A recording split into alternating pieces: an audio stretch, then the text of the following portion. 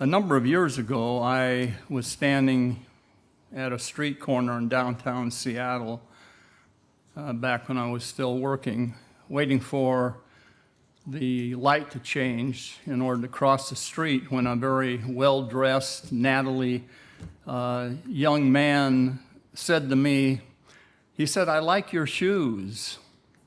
And I said, "I do too, they're cool." He says, "Yeah, cool, man." And just about that time, a big Lincoln Continental just happened to drive by, one of these cars you see at a classic car show. The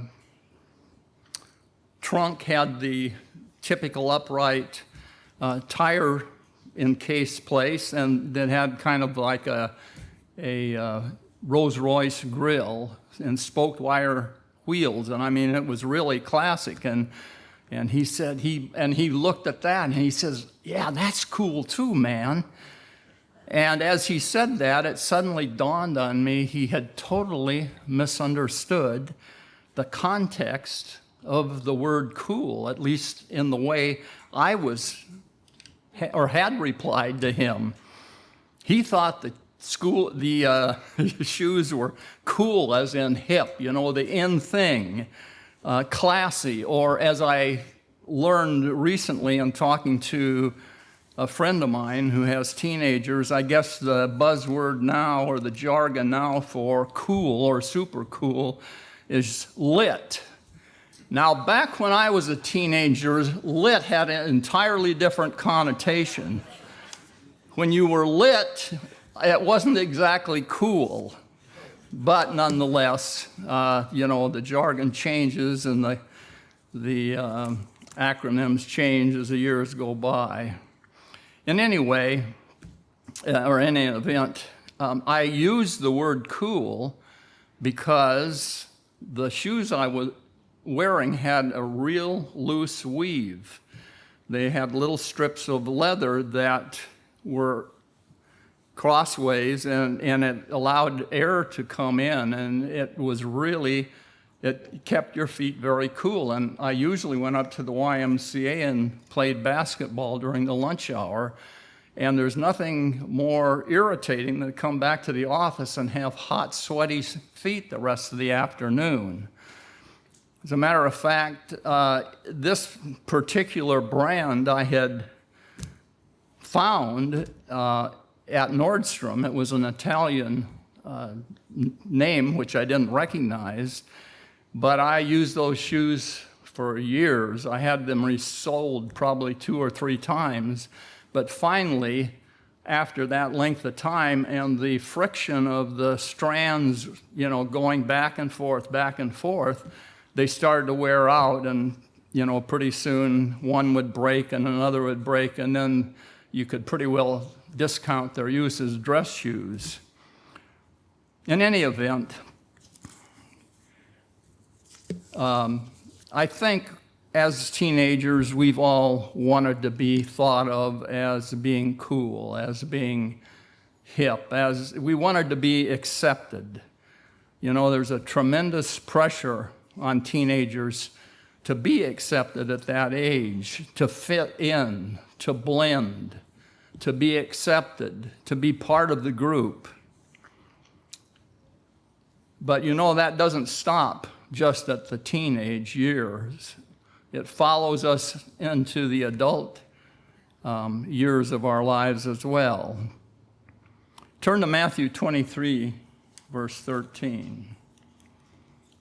Matthew 23, verse 13. We're going to look at something and come back to this in just a few minutes. Matthew 23, verse 13.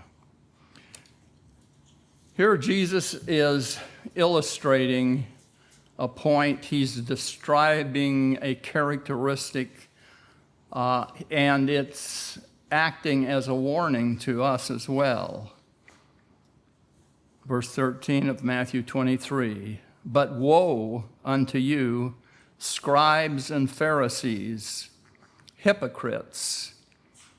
And focus on the word hypocrites, because that's what I'm going to emphasize in the next 5 or 6 verses. Because every time he talks about the scribes and every time he talks about the Pharisees, he uses this word, hypocrites. Now, these were the learned religious leaders of the day. They were the ones that supposedly understood God's law. They were the ones who studied it. They were the ones who were supposed to interpret it and convey its meaning to the people listening to them.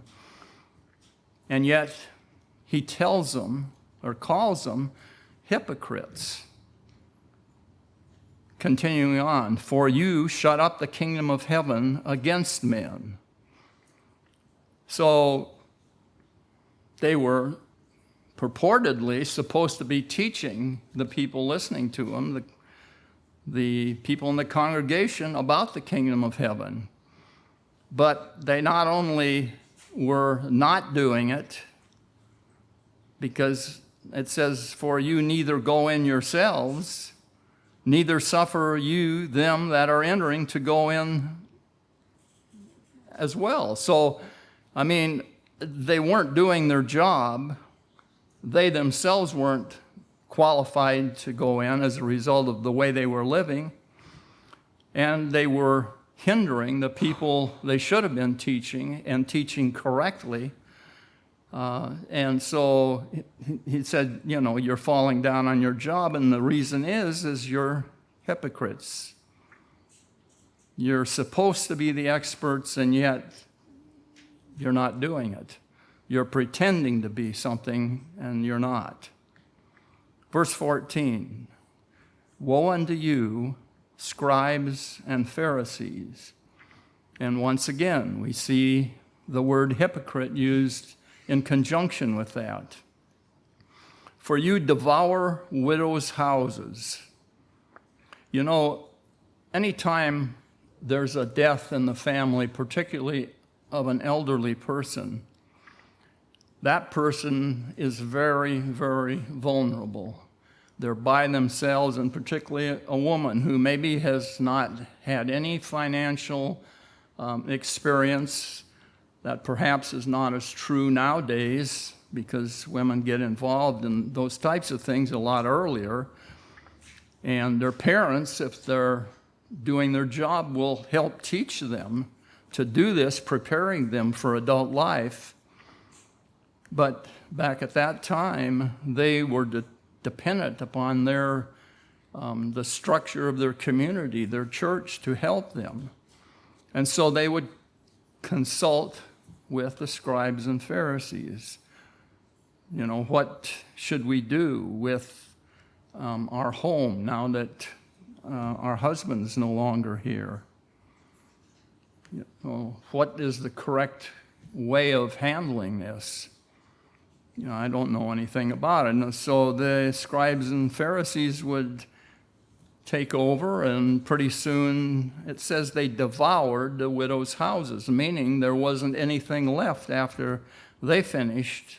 Maybe they sold them and took the money, part of it, and talked them into giving it to the church.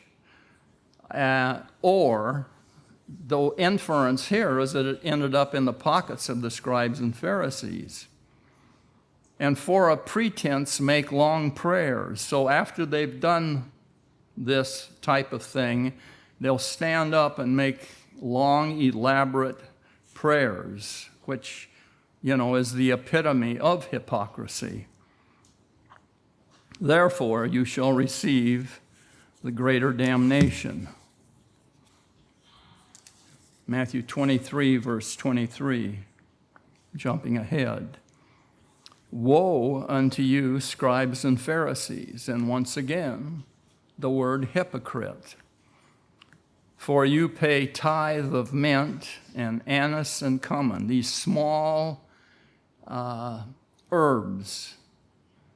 You'll pick them out very precisely and scrupulously, count out a tenth. You know, 1, 2, 3, 4, 5, 6, 7, 8, 9. 9 are mine, and the 10th one goes to God.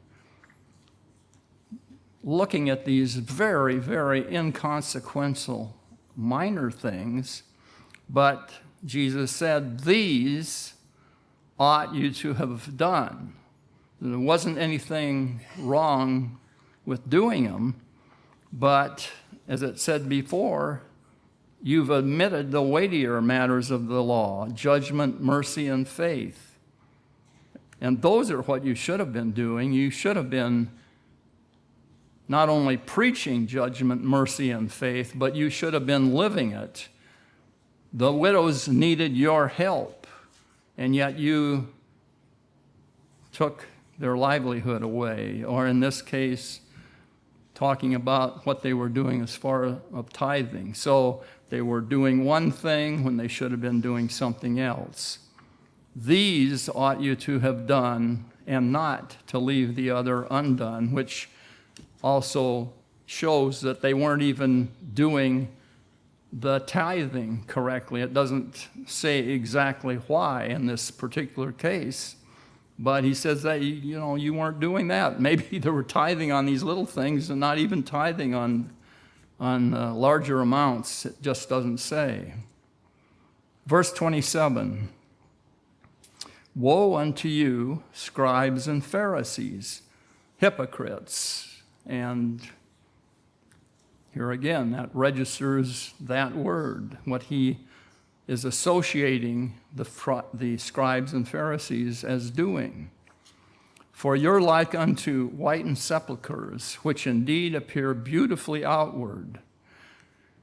And you've probably seen these in certain cemeteries, the beautiful marble structure made of white marble, very beautiful, very ornate, with maybe engravings and all these types of things. Are very expensive, so only the wealthy can buy them.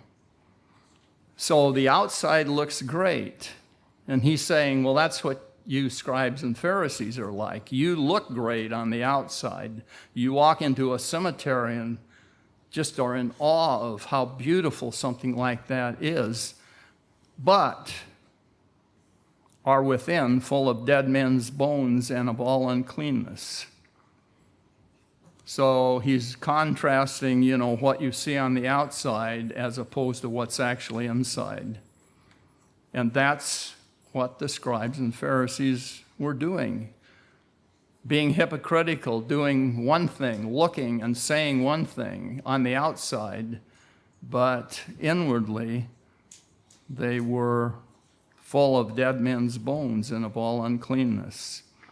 And finally, verse 29, woe unto you, scribes and Pharisees, hypocrites. One final mention of the word.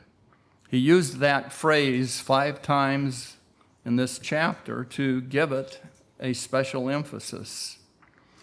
I think we all know what a hypocrite is. It's someone who pretends to possess certain virtues or qualities that he doesn't possess or he doesn't have.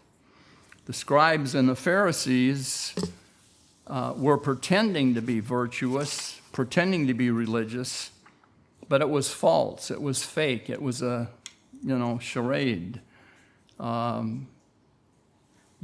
You've heard about this numerous times, and I think we're all very familiar with that concept and know and understand what it means.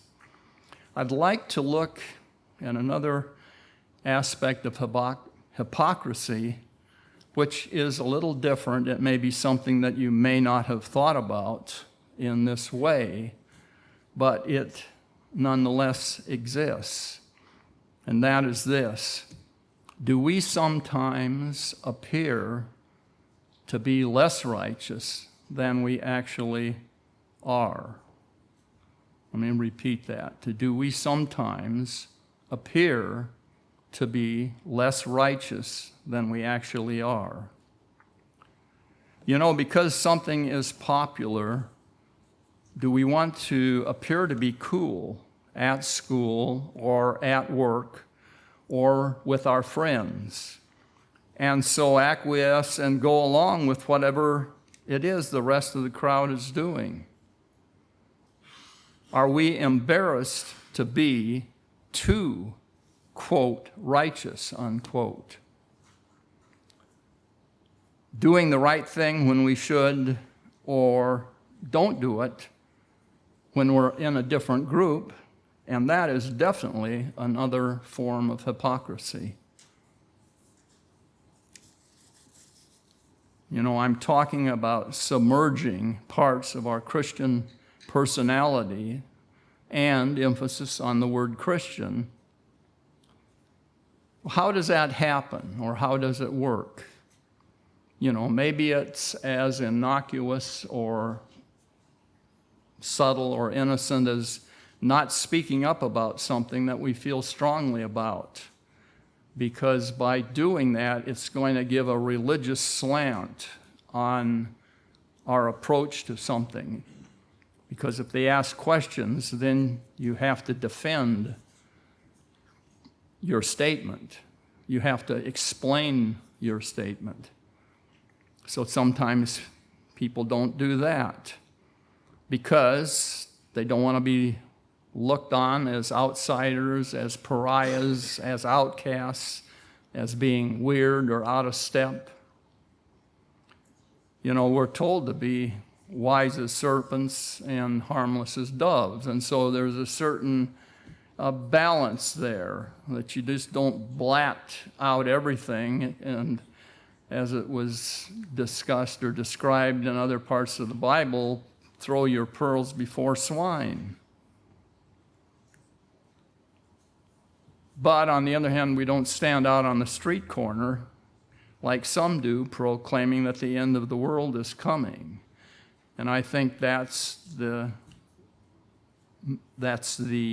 reason the Beyond Today program exists. That's their job. They do it in a very tasteful manner, and they command respect, and they've got credibility for doing it. In our little town of Eatonville, with its one stoplight, every so often, a man stands at the corner of a large parking lot where the only grocery store in town is, holding a banner for world peace. I don't know if he's affiliated with any religious denomination, but there are people I know that don't agree with his method of expression, and nonetheless, he's exercising his right for freedom of speech. So, you know, from that standpoint, it's okay. But we're not asked to do that.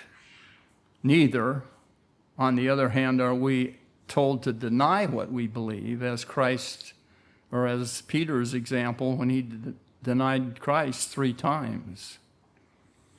Every time we present a false outward show, it's a facade, it's a pretense, it's a masquerade. We are lying about who we really are, which is obviously wrong.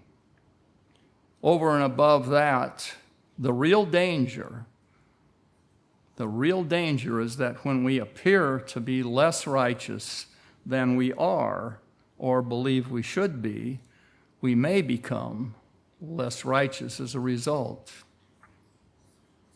The real danger is that you appear to be less righteous, and it very likely follows that you may become less righteous as a result. Turn to 1 Corinthians 9, verse 19. 1 Corinthians 9, verse 19. The Apostle Paul talking here, "For though I be free from all men, yet have I made myself servant unto all, that I might gain the more. Unto the Jews I became as a Jew, that I might gain the Jews. To them that are under the law, as under the law, that I might gain them that are under the law." So he understood where they were coming from. He talked to them using his knowledge of what they believed to establish credibility with them, and then he was able to give him a different story because they respected what he had to say because of his background. Verse 21, to them that are without law as without law, being not without law to God, but under the law to Christ, that I might gain them that are without law. So here again, he came at them from whatever standpoint it was necessary for them to become interested in what he had to say. To the weak, verse 22, became I as weak, that I might gain the weak. I am made all things to all men, that I might by all means save some. So Paul used this method of teaching. He used this method of getting his message across by stating, yes, this was my background. I did this. I persecuted Christians. I was responsible for having Christians killed. I know what I was like. And he went through this type of thing. He had the background, his education he would bring in where appropriate. Notice the one thing that these verses do not say is this. It doesn't say, to the unrighteous, I became unrighteous. It doesn't say that. To the sinner, I became a sinner. It doesn't say that. He may have told them I was a sinner, but I'm no longer a sinner. But he doesn't say that he was unrighteous. It doesn't say he was a sinner. He wasn't using this principle to justify unlawful actions. You know, I don't know what kind of language he used, but we know that what he did was inspired by God. And because of that, whatever his method was, it was very much influenced by God's Spirit. He was a consummate or perfect salesman when selling the gospel to those mentioned here, the ones that we've talked about. He used the principles that were mentioned to help guide them to the point of conversion. You know, after work, maybe we go out with one of the guys or one of the gals, go out for a drink, to be one of them. You know, after all, it won't hurt to have just one drink.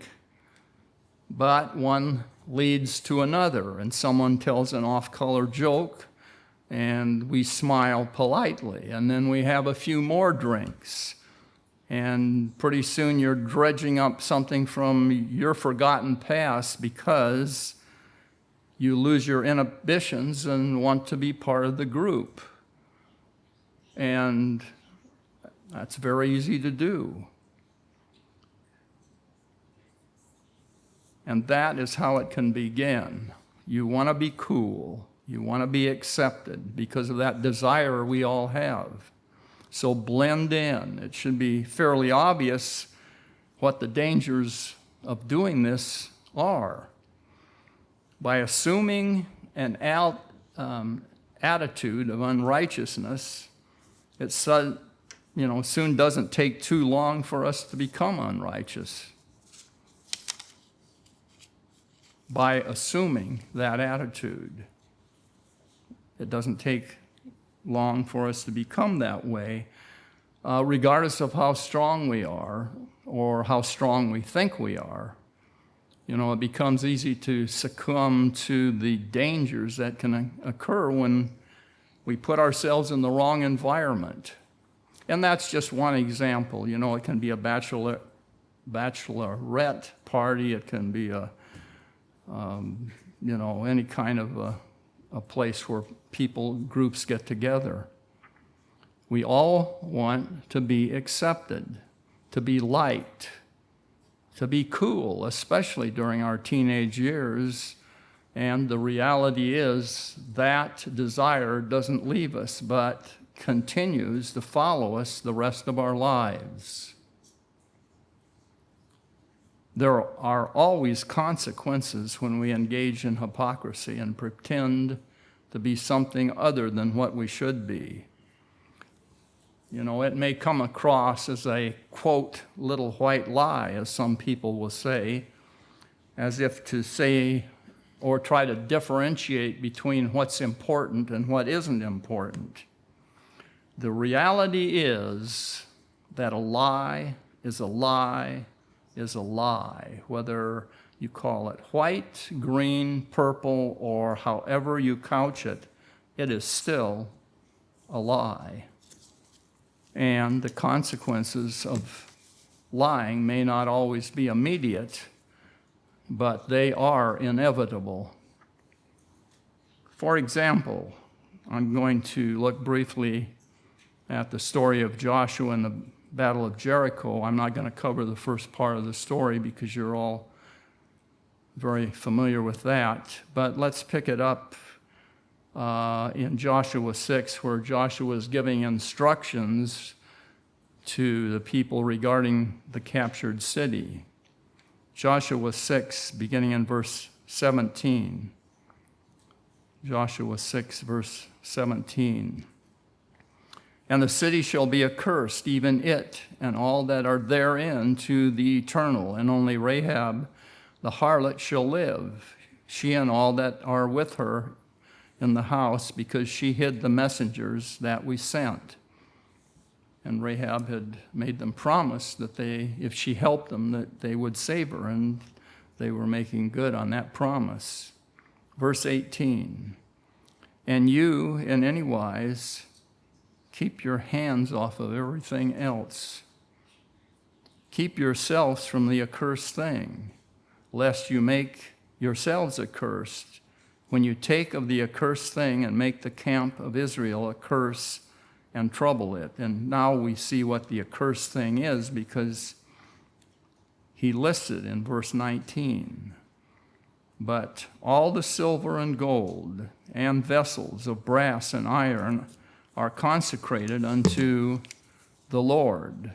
They shall come into the treasury of the Lord. So all of those things, you may look at them, you may admire them, you may like to have them, but don't touch them. Don't keep them. Well, you can touch them to give them to the treasury, but they're not for you to keep. Joshua 6, verse 24.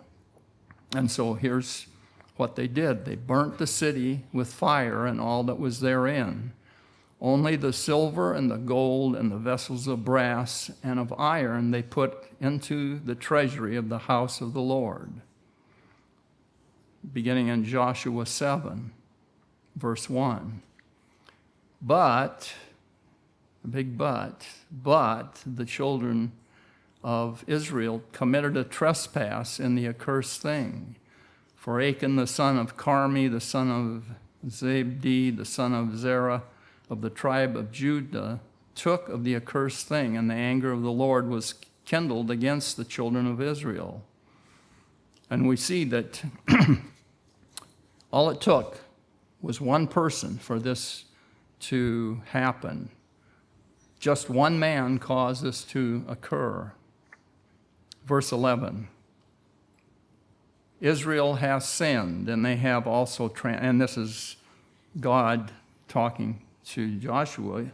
Israel has sinned, and they have also transgressed my covenant, which I commanded thee, for they have even taken of the accursed thing, and have also stolen and dissembled also. So they took what they shouldn't have, they stole it, and they've lied about it, and they've put it even among their own stuff. Verse 12. Therefore, the children of Israel could not stand before their enemies, but turned their backs before their enemies. So when they were fighting their enemies were quick to take advantage of the fact the only thing they saw were the backs of the Israelites running through the woods, through the forest, down the road, because they couldn't stand against them. They had to flee.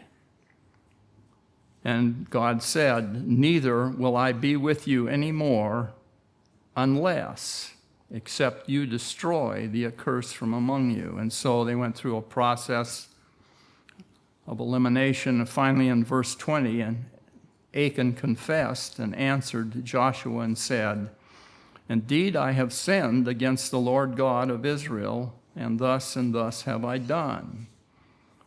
When I saw among the spoils a goodly Babylonish garment, or a Brooks Brothers suit, if we couch it in modern language, and 200 shekels of silver and a wedge of gold of 50 shekels weight, then I coveted them. So he lusted after them and took them, and behold, they're hid in the earth in the midst of my tent, and the silver under it. Verse 22, so Joshua sent messengers, and they ran unto the tent, and behold, it was hid in his tent, and the silver under it. And if you think about this, Achan was the one that committed the sin, but his family knew what was going on, because you don't take something, I mean, I'm not sure what instruments they use, but Achan dug a hole in the middle of the tent. And so everyone in the tent, his children, his wife, knew what was going on. You don't buy a brand new suit and stick it in the ground. It'd be like you buying one and going out in your backyard and digging a hole and putting your suit in it. That obviously indicated what he was doing was, not right. Anyway, the consequences of that, so Joshua and all Israel with him took Achan the son of Zerah, and the silver and the garment and the wedge of gold, and his sons and his daughters and his oxen and his asses and his sheep and his tent and all that he had, and they brought them unto the valley of Achor. And Joshua said, why hast thou troubled us? The Lord shall trouble thee this day. And all Israel stoned him with stones and burned them with fire after they had stoned them with stones. So this was the end result of what happened. He lied, he stole. The consequence of all his actions ended up in his death and the death of his family. So the things we do individually, we may think, well, they'll only affect me, but you don't know the effects it's going to have on your family if and when they find out about something that perhaps you've done. Why were they all killed? Well, as an example to the rest of Israel. And as I said, Achan's family was in on this deception. After all, someone might have raised the question as to why was Dad digging a hole in the middle of the tent? Was he digging for water? And then when they saw what he did, they knew what had happened. You hang your suits up, you don't bury them. Or maybe they thought the old man's finally gone off the deep end. I don't know. It doesn't tell, of course, but they knew. And as a result of Achan's lust for a new suit and the money, it turned his head and cost him and his family their lives. Well, we're familiar with other examples in the Bible of lying. There's certainly plenty of them. There's Ananias and Sapphira in the New Testament. The penalties weren't always as immediate and as dramatic, but they always occurred, and that's the way it is. Sometimes the penalties don't happen right away, but they will occur somewhere along the line. You can count on that. Unless you repent, of course, of what you've done. And even then, sometimes what you did has long-range and lasting effects. You know, in modern Israel, shading the truth or telling white lies is really a way of life. You know, we need to make sure we don't get caught up in that we don't let it happen to any of us. Let our yea be yea and our nay be nay. We should not appear to be less righteous than what we're trying to be. We should not appear to be less righteous than what we are trying to be. If we do, we're throwing off a false image of ourselves, which in effect is lying to those around us about who we really are or who we're trying to be, trying to become. We need to value what righteousness we have and hold fast to it. We shouldn't lose it for the sake of our family, our friends, or coworkers in order to be accepted. You're always going to have a choice. Do I do what's right, or I do what they want me to do, because then I'll be part of the crowd? You know, we shouldn't lose it for the sake of any of the people around us. We should not hide our light under a bushel, because if we do, someday when Christ returns and we walk up to introduce ourselves to him, we may hear him say, "You know, I don't believe I know you. You're just a little too cool, a little too hip, a little too lit for me." We don't want to make that mistake, brethren, so don't let it happen to you.